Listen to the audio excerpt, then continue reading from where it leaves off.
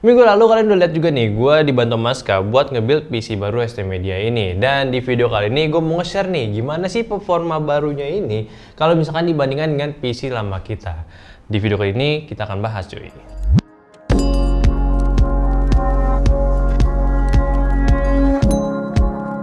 So, apakah kalian kepo dengan performanya? Gua rasa sih enggak ya. Malah di video kemarin tuh banyak yang marah gitu ya kalau misalkan kita sebut PC-nya ini terbilang murah, ya kan?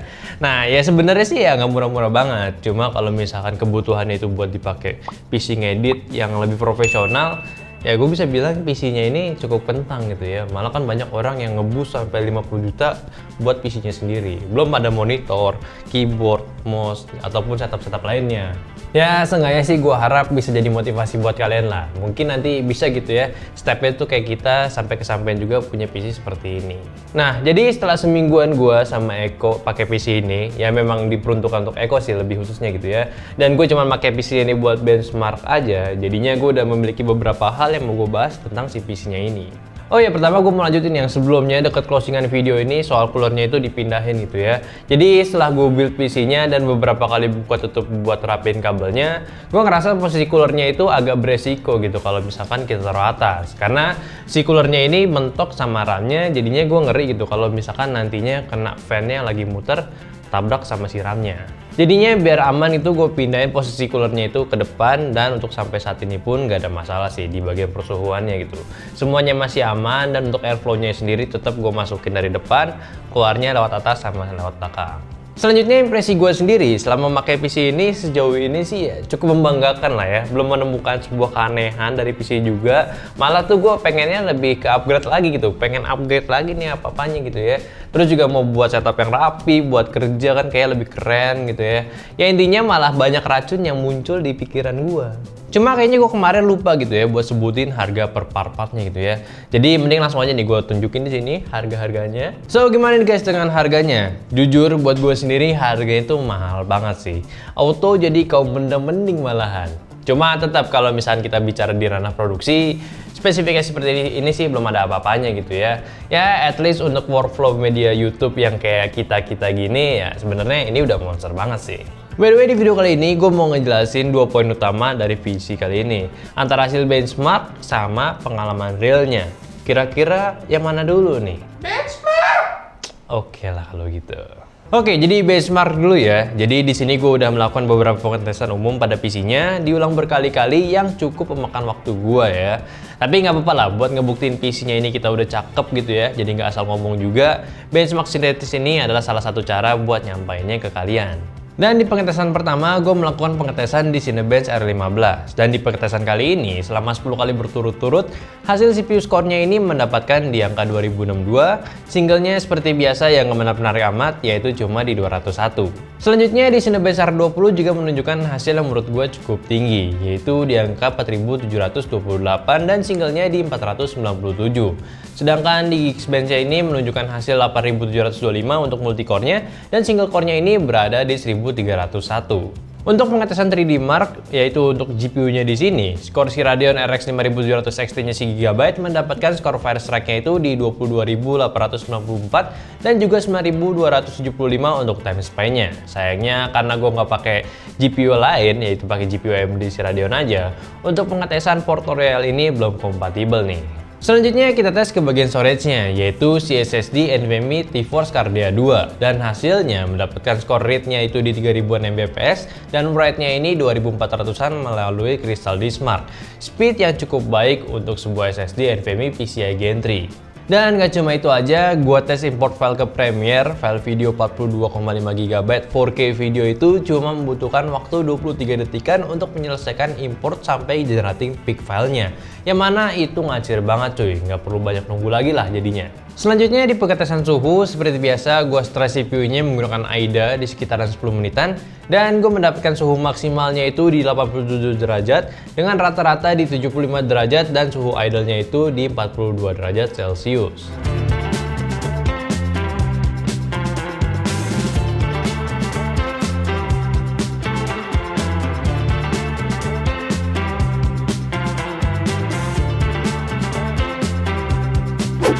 Oke, sekarang waktunya gue mau share pengalaman semingguan gue sama PC ini ya. Dan pembahasan gue kali ini gue bakal bagi-bagi kayak setiap partnya yang memang cukup berpengaruh pada PC-nya ini. Yang pertama mungkin dari case-nya ini. Case yang gue pakai itu adalah Cooler Master Masterbox MB530P. Case-nya kali ini berukuran mid tower yang gue rasa punya desain cukup low profile namun bisa menunjukkan kegantengan sisi dalamnya. Karena memang di setiap sisi samping dan depannya ini sudah menggunakan tempered glass. Tentunya penggunaan tempered glass ini akan jadi fingerprint magnet dan juga kalau kita asal lap juga tuh bakal ninggalin bekas pembersihnya. Tapi selain itu, case-nya ini gue rasa memiliki ruang dalam yang gak terlalu luas tapi dimaksimalkan menjadi seluas mungkin. Ya karena awalnya nih gue mengira nih apakah si mid towernya ini bakal kekecilan atau enggak nih buat build kita. Cuma pas gue baca-baca lagi di internet gitu ya dari spesifikasinya, ya bisa dibilang cukup luas. Dan dari radiatornya pun untuk coolernya kita bisa naruh radiator di sisi atas dan juga sisi depan juga. Itu lumayan cuy buat sebuah casing mid tower. Penempatan PSU-nya di sini ada di sisi bawah bersamaan dengan slot HDD-nya dan untuk urusan perkabelan cukup luas menurut gua. Paling ya kekurangan gua di sini kayak gua nggak jago aja sih buat kabling yang rapi kayak gimana. Jadi masih ada kabel yang berantakan, ada yang udah diumpetin di sisi lokernya. Case-nya di sini juga sudah memberikan port-port depannya yang cukup lengkap. Ada dua USB 2.0, dua USB 3.0, jack audio input dan output, dan tombol power beserta lighting control manualnya. Selanjutnya untuk PSU dan coolernya di sini gue menggunakan sama juga masih dari Cooler Master di sini. Dan untuk PSU-nya di sini gue menggunakan MWE 650 watt full modular gold certified 80 plus gitu ya. Dan mengapa gue mengambil untuk kapasitas 950 watt ini? Karena gue udah coba melakukan perhitungan melalui watt calculator dan juga ngebandingin dari required watt dari yang direkomendasikan setiap part-partnya itu berapa. Jadi ya 650 watt ada salah satunya. Malah seharusnya 500 watt aja itu udah aman. Cuma dikarenakan gue ngeri juga gitu ya, kan gak ada yang tahu tiba-tiba tembus dari 500 watt atau gimana, terus error kan gue gak tahu. Maka dari itu gue kayak ngasih spare headroom aja lah buat si PC-nya biar nggak throttling mungkin powernya. Maka dari itu 650 watt menjadi pilihan kita. Lagi pula gue juga udah pasti nih kita menggunakan yang gold certified dan juga udah full modular biar gampang di routing, jadinya bakalan aman lah dari PSU-nya ini. Selanjutnya untuk coolernya sih ya simpel aja, kita pengen yang powerful tapi tetap affordable. Maka dari itu kita menggunakan Master Liquid ML240R RGB dari Cooler Master. Karena kan sebelumnya pun kita juga udah menggunakan IO cooler juga. Jadi kayaknya lebih baik kita menggunakan sistem pendinginan yang sama dan kita tambahin lagi nih buat fan-nya menjadi 2. Nah, kenapa nggak sekaligus aja yang 3 gitu ya? Pertama, harganya lebih mahal dan gua rasa untuk penggunaan radiator gede itu kayak bakal lebih baik kalau kita PC-nya ini kita overclock gitu. Nah, sedangkan kan kita nggak ada rencana buat overclock, jadinya kayak overkill aja lah penggunaan si 360 nantinya. Dan untuk suhunya pun tadi kalian udah lihat dari benchmarknya cukup aman di rata-rata 76 derajat. Jadi dia itu gua rasa bisa nih ngehajar si maksimalnya 80 derajat itu menjadi 76 di rata-ratanya itu.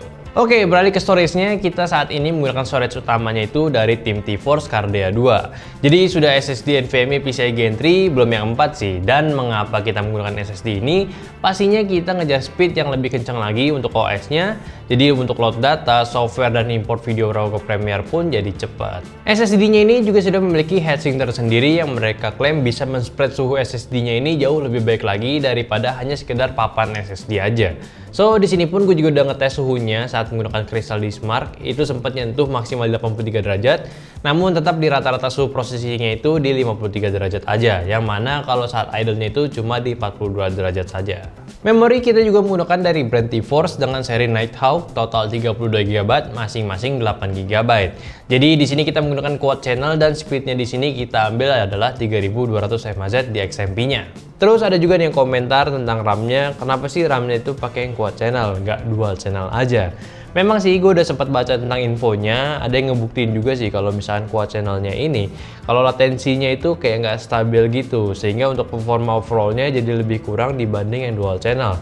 Tapi kalau misalkan gue cek lagi dari hasil pengetesan mereka, ya perbandingannya sih sedikit-sedikit aja sih, nggak jauh.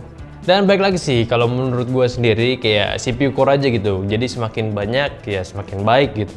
Dan sejauh ini pun gue juga belum menemukan kayak ada software yang memang oriented ke quad channel ataupun ke dual channel gitu. So mungkin kalau dari kalian ada yang bisa memperjelasnya lagi, monggo dong komen di bawah, mungkin bisa dimasukkan buat kita nantinya. Cuma minusnya yang gua nggak sangka-sangka sih paling dari heatsinknya ini, karena bentuknya itu terlalu besar, jadinya pas awang rakit RAM-nya ini mentok ke radiator sehingga posisi coolernya mau nggak mau kita pindahin ke bagian depan jadi sebagai intake-nya. Oke, gua rasa kalian udah mulai bosen nih. Tapi nggak apa-apa, gue masih semangat ngebahas PC yang satu ini karena ini masih cukup powerful, ganteng juga bentuknya. Jadi sayang banget nih kalau misalkan kalian skip, nggak dijadiin sebuah rekomendasi, motivasi, impian, wishlist, keinginan, apalagi itu Ska. Hadiah, apalah itu. Jadi maka dari itu mending kita lanjutin lagi aja pembahasan si PC ini. Dan di part selanjutnya gue mau bahas di motherboardnya. Kali ini kita menggunakan motherboard dari brand Gigabyte, lebih tepatnya si X570 Aorus Ultra yang harganya itu cukup lumayan dan memang motherboardnya ini agak overkill sih buat kita. Karena seharusnya kita ambil yang X570 Aorus Pro, cuma karena kan lagi stoknya lagi kosong, jadi mau nggak mau kita ambil yang Ultra ini. Tapi di motherboard ini pun juga sudah mantep nih. Dengan chipsetnya si X570 ini sudah bisa memanfaatkan fitur-fitur Ryzen seri 3000-nya dengan baik. Pertama, dari performa RAM-nya itu sudah bisa memaksimalkan si XMP di 4400 mAh, terus PCIe-nya pun juga udah Gen 4 dengan bandwidth-nya di X16. So, gue bisa bilang ini cukup future proof banget sih. Jadi, buat brand, ada yang mau invest lagi? Ya. Slot PCIe-nya pun cukup lengkap, ada 3 slot PCIe dan 3 slot M.2 yang mana punya konfigurasi speed masing-masing. Dan untuk thermalnya pun di Aorus Ultra ini juga sudah bisa melindungi VRM dan juga chipsetnya dengan baik. VRM 12+2 fasa ini sudah dilindungi dengan heatsink yang berbentuk pins array melalui direct touch pipe yang nempel langsung ke VRM dengan bantuan thermal pad-nya. Dan untuk chipsetnya ini pun juga sudah dibekali armor dengan kipas bawaan juga. So, mereka klaim kalau misalnya kita gunakan motherboard ini buat OC-OC sih udah kuat. Cuma sayangnya kita nggak mau OC-OC nih. Untuk slot I/O-nya pun juga cukup lengkap. Kemarin pun juga gue udah mention, yaitu di sisi belakang ada 4 buah USB Gen 1, 2 port antenna extender, 3 USB 3.0 yang satunya sudah terintegrasi dengan BIOS, 3 USB 3.1 Gen 2, salah satunya ada Type-C, HDMI, LAN, dan I/O untuk peraudioan. Di persoalan RGB, di motherboard ini ada 2 buah titik RGB yang gak terlalu mencolok. Ditambah 2 colokan 12 volt dan 2-nya lagi 5 volt addressable RGB. So, buat custom perampuan pun masih diberikan di motherboard ini. So, secara overall motherboard ini pun juga udah bisa memenuhi kebutuhan kita untuk memaksimalin spesifikasi hardware lainnya dengan baik. Bergeser ke bagian GPU-nya, kita di sini menggunakan GPU dari Radeon dengan seri Gigabyte Radeon RX 5700 XT Gaming OC. Nama yang cukup panjang untuk sebuah GPU Radeon yang powerful. So, opini gua tentang GPU-nya ini mungkin untuk ngedit itu udah mantep, dipakai gaming apalagi cuy. Tapi untuk ngeditnya ini, urusan ngedit maksud gue perlu tanda kutip juga. Ngeditnya itu untuk workflow ST Media. Karena gue nggak berani nih buat mengklaim untuk semua keperluan ngedit. Mungkin kalau buat 3D kayaknya gue nggak tahu juga sih gimana sih. Minusnya di sini mungkin gue agak menyayangkan untuk AMD belum bisa munculin fitur ray tracingnya. Jadi mungkin kalau kalian mau pakai buat 3D ataupun perlu buat ray tracing gitu, kayak perlu korek-korek lagi nih caranya. Gue pun juga udah sempat ngejelasin kenapa kita pilih AMD Radeon sebagai penyokong akselerasinya untuk video editing. Dan sekarang mungkin gue mau tunjukin nih perbandingan untuk performanya kalau misalkan kita render cuman pakai prosesor aja dengan ditambah akselerasi si OpenCL-nya AMD ini. Dan hasilnya cukup memuaskan untuk testing preview di video 4K. Kita juga udah buat 4 testingan dari video biasa, time remapping 300%, GPU accelerated effect, dan juga lumetri color dari video F-Log. Hasilnya pun cukup smooth di preview resolusi fullnya. So, memang salah satu bukti kalau AMD udah bisa dipakai buat ngedit nih. Ditambah lagi update Premiere sekarang yang sudah mendukung render dengan encoder dari si GPU-nya si AMD. Jadi si AMD-nya pun bisa memanfaatkan AMD codec-nya untuk mempercepat rendernya. Yang mana kalau gua render di pengetesan benchmark, hasilnya pun mirip dengan durasi videonya sendiri. Cuma tetap pastinya ini berkat dari si CPU-nya ini sebagai inti dari proses video editing dari Premiere kan. Dan untuk gaming pun memang ini pertama kalinya gue in-depth gaming dengan maksimalin dari driver AMD-nya sendiri untuk mengoptimalkan gamenya. Yang mana gue suka banget sama fitur AMD Image Sharpening yang bikin gambar gamenya itu jauh lebih kontras lagi sehingga untuk spot musuh pun jauh lebih enak. So, pas banget nih kalau misalnya kita bosen ngedit terus mau main game tipis-tipis kan enak juga gitu. Tapi nggak cuma itu aja sih, masih banyak fitur dari si driver GPU-nya ini yang bisa mengoptimalkan gameplaynya. Contohnya aja gue pakai Radeon anti-lag dan juga enhancing. Selanjutnya bergeser ke part yang terakhir, yaitu si CPU-nya, core dari segala speknya. Untuk CPU-nya di sini kita pilih AMD Ryzen 7 3700X. Yes, jadi gue agak sedikit sedih sih sebetulnya pas kita lagi build PC ini, si Radeon XT-nya, seri XT itu keluar cuy. Ya kenapa gitu ya, pas nggak sebelum-sebelumnya aja gitu kan jadi nanggung. Cuma satu sisinya lagi pas gue cek itu ya, itu kan cuma sekedar refresh. Harusnya sih perbandingan performanya ya nggak bakalan jauh-jauh amat gitu. Jadi seenggaknya gue nggak nyesel lah menggunakan si 3700X ini. Dan untuk CPU-nya kali ini pun juga sudah memiliki Core 8 dengan thread-nya itu di 16. So, kalau untuk keperluan kita video editing di Premiere yang membutuhkan sistem prosesor dengan multi-core, ini salah satu pilihan terbaik sih. Ya, sebetulnya sih kita nggak perlu khawatir juga nih kalau misalnya menggunakan si AMD buat di productivity. Soalnya kan dari PC lama kita pun juga sudah menggunakan Ryzen 7 1800X. Dan selama beberapa tahun ini pun nggak ada blunder lagi nih yang dilakukan dari AMD juga. Jadi ya kita nggak pikir panjang lagi, ya kita pilih ini aja langsung gitu. Dan performanya pun walaupun agak turun satu step dari yang sebelumnya, tapi ini seri 3000-nya, gue bisa pastikan untuk performanya ini masih sama-sama jos buat dipakai produktif. Testingannya pun barusan kalian juga lihat itu udah sempet kayak gimana sih performa si CPU bersama dengan spesifikasi lainnya pun menghasilkan renderan video dengan durasi yang cukup menarik cuy.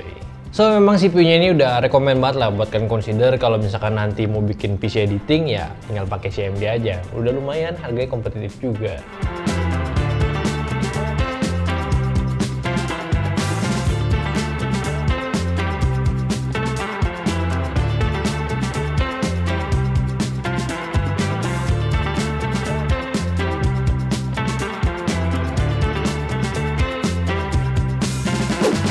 Oke, gue yakin kalian tuh udah bosen banget gitu ya dengerin gue ngomong terus kapan kelarnya gitu.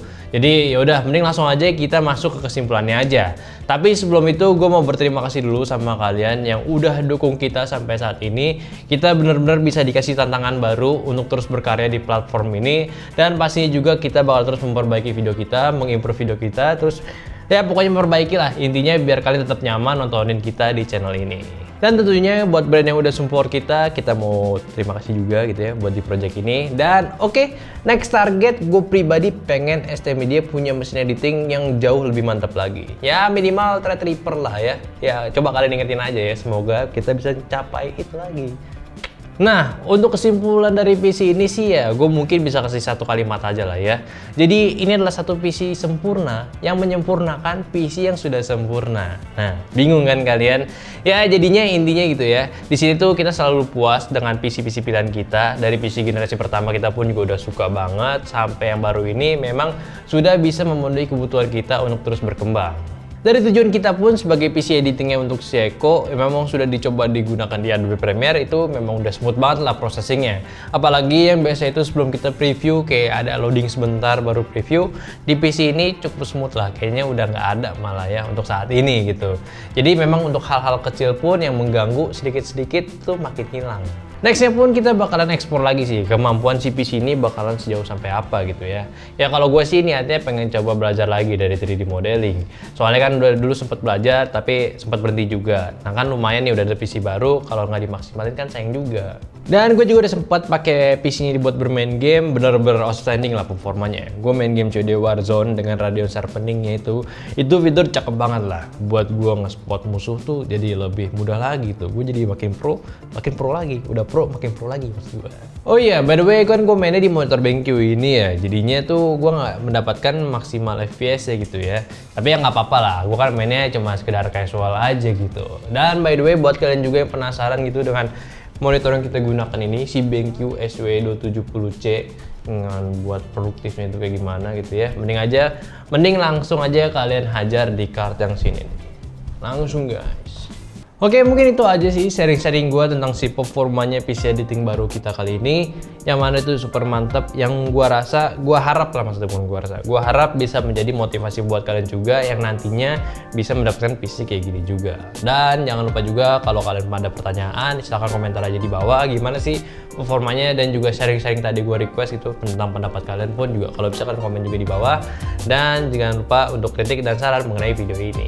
Udah gitu aja, like videonya kalau kalian suka, subscribe terus channel ST Media dan klik tombol lonceng biar jadi notif squad ST Media. Dan terpenting juga share ke teman-teman kalian kalau kalian pengen racunin PC baru ST Media ke teman-teman kalian. Oke, udah di situ aja, udah gitu aja. Di sini ada gua Ali sebagai hostnya dan kameramennya ada si Skavito.